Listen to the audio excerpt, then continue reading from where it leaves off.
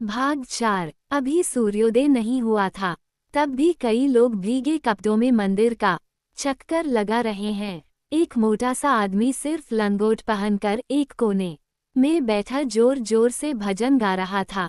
मंदिर की घंटियां रुक रुक कर बज रही थीं। सिंहराज की नींद खुली, लेकिन उससे उठा नहीं जा सका। अंग अंग में पीड़ा थी। पिछले अनुभवों को याद कर पेट सुलग उठा। भूख भूख, अब पेट में कुछ न कुछ नहीं पड़ेगा तो बेहोशी आ जाएगी। जंगल में जब था तब उसे इस प्रकार कभी भूख की पीड़ा की अनुभूति नहीं हुई। इतने में एक कोने में कुछ शोरगुल सुनाई पड़ा। पकड़ो पकड़ो, चोर चोर की आवाजें आने लगीं। एक हट्टा कट्टा आदमी उस धुंधलके में उसी ओर भागा भागा आ रहा था। उसके हाथ में एक गठरी सी थी।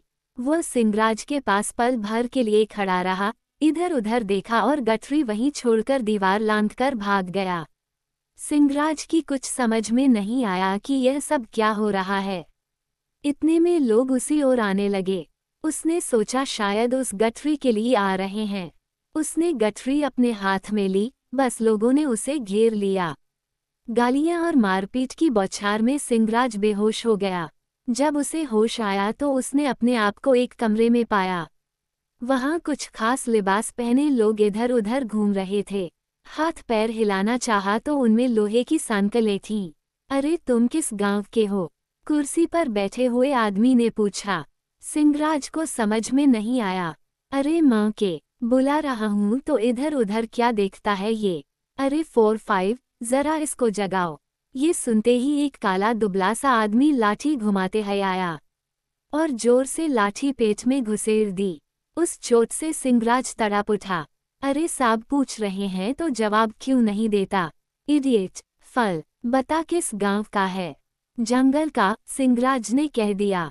कुर्सी पर बैठा आदमी जोर से हंस उठा और बोला, अरे ये तो पुराना है, बातों से लाभ नहीं, जरा सबक सिखा दो। वहां खड़े लोगों ने उसकी खूब मरम्मत की। हड्डी हड्डी टूट गई, मुंह से और कानों से खून बहने लगा। अरे हरामजादे, बता कहाँ का है? यहाँ कब आया? क्यों आया? तेरा नाम क्या है? इससे पहले कहाँ कहाँ चोरियां की? वह सारा माल कहाँ छिपा रखा है? बता। सिर पर लाठी को नाचते देखकर सिंहराज भय से विह्वल हो गया। बोलने की कोशिश की, लेकिन जबड़े, दांत और होंठ हिला नहीं पा रहा था। एक लाठी और पड़ी तो 2, 4, 10, 1000 के रूप में आंखों के सामने नाचने लगी। वह धड़ाम से जमीन पर गिर गया। अरे साला, इतने पर भी सच सच नहीं बोल रहा है। इसे उस कमरे में डाल दे, बाद में देखेंगे। 4-5 ने सिंहराज को खींचते हुए ले जाकर एक कमरे में डाल दिया और दरवाजा बंद कर दिया। सिंहराज ने आंखें खोलीं। चारों तरफ अंधेरा था, जमीन नम थी, संडांद सी आ रही थी। धीरे से वो उठ बैठा। लगा नसें टूट रही हैं। सारा शरीर लचलचा हो गया। उसे लगा उसे एक छोटे से कमरे में रखा गया है। लोहे के सीखों का दरवाजा था। उस दरवाजे में से देखा, वही आदमी कुर्सी पर बैठा टेबल पर कुछ लिख रहा है। बीच बीच में वह कमरे की तरफ देख लेता है। लगा जैसे कि किसी को ढूंढ रहा हो। सिंहराज को सवेरे की बातें याद आईं। वह भय से थर थर कांप उठा। झट से एक कोने में जाकर दुबककर बैठ गया। उसे बड़ा दुख हुआ। आराम से जंगल में चैन की बंसी बजाने वाले ने यह मानवाकार क्यों प्राप्त किया? क्यों ये सारी तकलीफें मोल लीं? इतने में आवाज करते हुए दरवाजा खुला और फिर बंद हो गया। सिंहराज ने पहचाना, वही कुर्सी पर का आदमी है। भीतर आया है। अरे इधर आ। सिंहराज थर थर कांपते हुए उसके सामने गया। सच सच बताओ, मैं तुम्हें छोड़ दूंगा। तुम्हारी हालत देखकर मेरा मन विकल हो गया है। तुम दूसरे चोरों के समान नहीं हो। ठीक है, क्या बाहर जाना चाहते हो? जी हाँ, सिंहराज ने कहा। बहुत अच्छे, मैं तुम्हें छोड़ दूंगा, लेकिन मेरी बात मानोगे? जी हाँ। उस व्यक्ति ने क्षण भर के लिए कुछ नहीं कहा। क्या करना होगा साहब? सिंहराज के स्वर में उतावलापन था। वो कुछ न कुछ कर वहां से छूट निकलना चाहता था। मैं तुम्हें जरूर छोड़ दूंगा, कोई डर नहीं, चारों तरफ हमारे ही लोग पहरे पर हैं। देखो, तुम्हें उस मकान में छोड़ देंगे। भीतर जाकर जवाहरात, पैसा जो भी हाथ लगे ले आना है। तुम्हें भी कुछ मिल जाएगा और तुम्हें छोड़ भी देंगे। सिंहराज स्तंभित रह गया। ये कैसी बात है? न किए हुए कसूर के लिए सजा पा रहा है।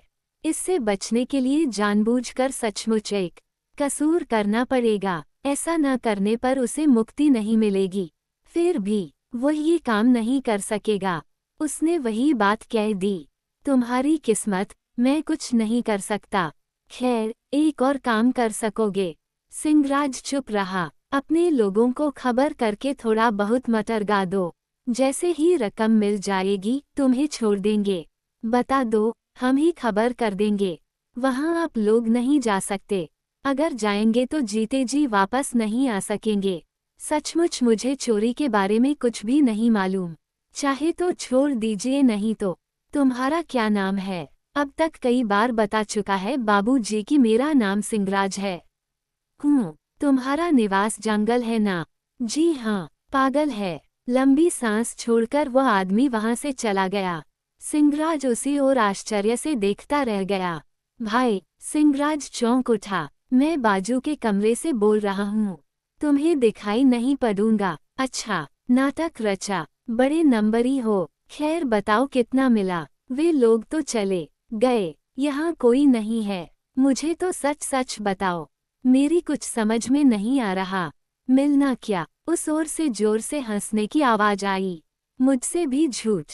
मैं तो खूनी हूँ। खूनी? क्या मतलब? बाजू के कमरे के कैदी को लगा कि यह सचमुच पागल है। उसने समय काटने के लिए बात बढ़ाई। खून का मतलब जिंदा लोगों को मार डालना। मार डालना? क्यों? मारकर उन्हें खा जाते हैं क्या? अरे तेरी, सचमुच नंबरी हो। थोड़ी देर खामोश रहने के बाद उस कैदी ने फिर कहना शुरू किया, मारकर खाते तो नहीं है लेकिन उतना काम करते हैं। असल में आपको खून क्यों करना पड़ा? उस कैदी ने जोर से थूक दिया और कहा, इस स्त्री जाति से ही मुझे बड़ी घिन है। अपनी घरवाली से तो और ज्यादा नफरत है। फिर भी ऐसे ही काम चलता आ रहा था। सिंहराज कुछ कहना चाहकर भी चुप रह गया। एक दिन मैंने उसे कमरे में बुलाया। उसने इनकार कर दिया कि सर में दर्द है। मैंने मनाने की बहुत कोशिश की। उसने नहीं माना तो मैं गुस्से में आ गया। बाजू में चाकू रखा हुआ था। जोर से फेंक दिया। उसका गला कट गया। मैं सुन्न-सा खड़ा रह गया। इतने में पुलिस आई और उन्होंने मुझे गिरफ्तार कर लिया। कहते कहते उसका गला रूंध गया। सिंहराज व्याकुल हो उठा। उसने कभी नहीं सोचा कि मानव इतने नीच हो सकते हैं। दाम्पत्य धर्म परस्पर सहयोग से संपन्न होता है। बलात्कार तो हमारी जाति में नहीं है। जीवन के इस प्राथमिक सूत्र से अनभिज्ञ लोग हमसे कैसे बड़े हैं। फिर भी कोई चिंता नहीं भाई, मैं तो पैसे वाला हूँ। पैसे खर्च करके साफ बच जाऊंगा। लेकिन तुम्हारा कैसे? तब क्या तुम्हें दंड नहीं मिलेगा? सजा नहीं होगी? मुझे सजा? वह कैसे? सबको पटा लिया है। 4 बड़े बड़े वकीलों को लगाया है। फिर भी मुझे निर्दोष बताने वाले 50 गवाह तैयार हैं। हर एक को 500 रुपये दे रहा हूँ। बाकी सब खर्च भी हमारा ही। तो ये पैसे लेकर वे कहेंगे कि तुमने कसूर नहीं किया है। बिल्कुल ठीक। फिर चारों वकील उनकी गवाही के आधार पर मुझे रिहा करा देंगे। तब तुम्हारी पत्नी की मौत का कारण? उसका तो इंतजाम हो गया। 4 साल से पेट में दर्द है। दर्द को सह न सकी सो उसने आत्महत्या कर ली। 10 डॉक्टरों ने उसके लिए सर्टिफिकेट दिया है। बेचारी सचमुच बीमार थी क्या? दूसरा कैदी जोर से हंस पड़ा और बोला, तुम तो सचमुच पागल हो। बीमारी कहाँ की? ये सब हमारा नाटक है। 100 रुपये लेकर डॉक्टरों ने सर्टिफिकेट दिया है।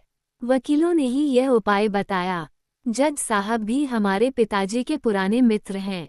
कल ही मेरे पिताजी ने उनसे बात की है। जज ने आश्वासन दिया कि केस को 4 बार मुलतवी करके खारिज कर देंगे। कैदी और कुछ कहता जा रहा था। सिंहराज आगे कुछ सुन नहीं पाया। लगा सिर फट जाएगा।